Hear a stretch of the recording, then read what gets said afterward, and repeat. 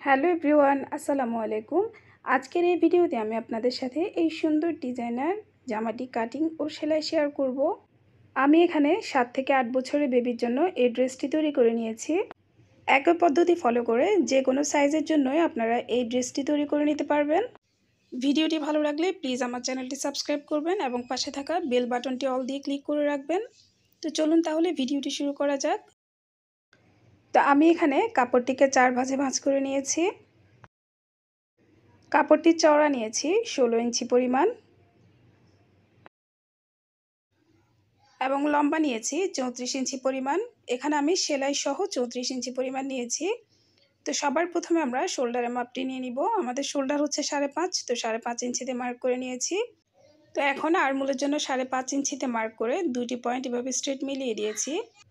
এরপর বডি মাপটি নিয়ে নিচ্ছি। তো আমাদের বডি হচ্ছে 32, 4 ভাগের 1 ভাগ হচ্ছে 8 ইঞ্চি। তো আরও 1.5 ইঞ্চি পরিমাণ নিব এক্সট্রা সেলাই করার জন্য। টোটাল আমরা এখানে 9.5 ইঞ্চিতে মার্ক করে নিচ্ছি।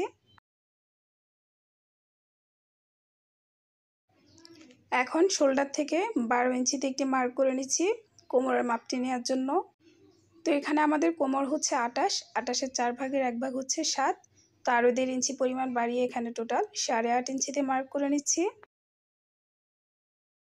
এখন আমরা বডি থেকে কোমর পর্যন্ত দাগটি যেভাবে করে মিলিয়ে দিব এবং কোমর থেকে ঘের পর্যন্ত দাগটি মিলিয়ে দিব। কিন্তু তার আগে আমরা কর্নার থেকে 2 ইঞ্চিতে একটি মার্ক করে দাগটি যেভাবে করে নিচের দিকে ডাউন করে দিব, তাহলে আমাদের আর জামার কোনাটি বের হয়ে থাকবে না। এখন এই যে কোমর থেকে ঘের পর্যন্ত দাগটি যেভাবে করে বাঁকা করে মিলিয়ে দিব। এখানে আমরা আর্মহোলের শেপটি দিয়ে নিচ্ছি। দাগ অনুযায়ী এখন কাটিং করে নিব। তো দেখুন আমরা দাগ অনুযায়ী কাটিং করে নিয়েছি। তো আমরা এখন একটি পার্ট তুলে রাখবো। তো নিচের পার্টটি আমরা তুলে রাখছি। সামনের পার্টে যেহেতু আমাদের মার্ক করা আছে সেজন্য আমরা সামনের পার্টটি নিয়ে নিয়েছি। তো এখন সামনের পার্টের এই যে এইখান থেকে আমরা 4 ইঞ্চিতে একটি মার্ক করে নিচ্ছি। এই যে পুরো কাপড়টিতেই 4 ইঞ্চিতে মার্ক করে নিচ্ছি। মার্ক করে সবগুলো পয়েন্ট আমরা একসাথে যেভাবে স্ট্রেট মিলিয়ে দিচ্ছি। তো এখন দাগ অনুযায়ী কাটিং করে নেব। তো দেখুন আমরা দাগ অনুযায়ী কাটিং করে নিয়েছি। এই যে আমাদের সামনের পার্টে দুটি কাপড় এখানে বের হয়েছে। তো এখানে সামনের পার্টের ডিজাইনটি এই যে এরকমই হবে। তো আমরা এখানে উপরের জন্য একটি কাপড় নিয়ে নিয়েছি এবং নিচের জন্য কুচির জন্য একটি কাপড় নিয়ে নিয়েছি। তো উপরের কাপড়টির লম্বা নিয়েছি 12 ইঞ্চি পরিমাণ এবং চওড়া নিয়েছি 9 ইঞ্চি পরিমাণ এবং নিচে যে কুচির কাপড়টি রয়েছে সে কাপড়টির চওড়া নিয়েছি 20 ইঞ্চি পরিমাণ এবং লম্বা নিয়েছি 23 ইঞ্চি পরিমাণ। তো এখন উপরে বডির যে কাপড়টি রয়েছে সে কাপড়ের মাপ অনুযায়ী এখন এই কাপড়টিকে আমরা কুচি করে নিব। তো দেখুন আমরা কুচি করে নিয়েছি। তো এখন কাপড়টিকে এই যে এভাবে করে উল্টিয়ে নিয়ে জাস্ট কুচির সাথে কাপড়টি জয়েন করে নিব। তো দেখুন আমরা কুচির সাথে কাপড়টি জয়েন করে নিয়েছি।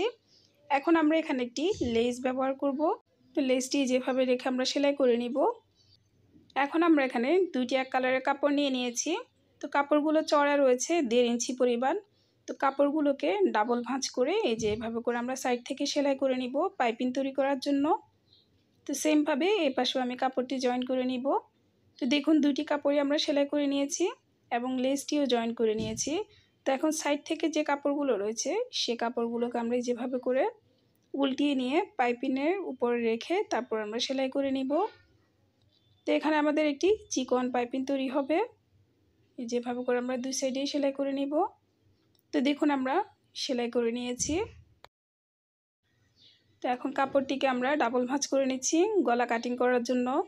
তো পিছনের পার্টটিও সামনের পার্টের উপরে রেখে তারপর আমরা গলার মাপটি নিয়ে নিব। তো গলা চওড়া নিচ্ছি 2.5 ইঞ্চি পরিমাণ এবং পিছনের গলা লম্বাও নিচ্ছি সেমভাবে 2.5 ইঞ্চি পরিমাণ। তো এখানে একটি বক্স বানিয়ে নিচ্ছি, রাউন্ড শেপ দিয়ে নিচ্ছি।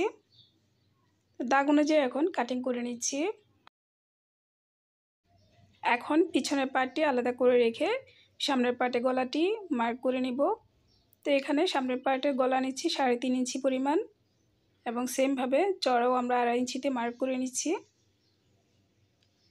তো সামনের গলাও আমরা রাউন্ড শেপ দিয়ে নিচ্ছি। দাগ অনুযায়ী এখন কাটিং করে নিচ্ছি। তো আমাদের সামনের এবং পিছনের পার্টের গলা কাটিং করা কমপ্লিট হয়ে গেছে। এখন সামনের পার্টের উপর পিছনের পার্টটি যেভাবে করে রেখে আমরা শোল্ডার দুটি জয়েন করে নিব। তো দেখুন আমরা শোল্ডার দুটি জয়েন করে নিয়েছি। এখন পিছনে হুক লাগানোর জন্য আমরা এখানে 3 ইঞ্চি পরিমাণ কাটিং করে নিব। পিছনের পার্টের মিডল পয়েন্টে আমরা এভাবে করে কাটিং করে নিচ্ছি। তো আমরা এখানে একটি পট্টি কাপড় জয়েন করব। তো তার আগে আমরা গলাতে একটি পাইপিং জয়েন করে নিব। তো এর জন্য কাপড়টিকে উল্টিয়ে নিয়েছি এবং একটি পাইপিংয়ের কাপড় নিয়েছি। তো কাপড়টিকে এই যে এভাবে ডাবল ভাঁজ করে নিয়ে চারপাশে প্রথমে সেলাই করে নিব। তো দেখুন সেলাই করে নিয়েছি। এখন জামাটিকে জাস্ট সোজা পাশে নিয়ে এসে এই যে জামাটির সোজা পাশে পাইপিংয়ের কাপড়টি নিয়ে এসে তার উপর একটি সেলাই করে নিব। তো দেখুন আমরা সেলাই করে নিয়েছি। এই যে এখানে আমরা একটি পট্টির কাপড় নিয়েছি হুক লাগাবো যে সেখানে লাগানোর জন্য।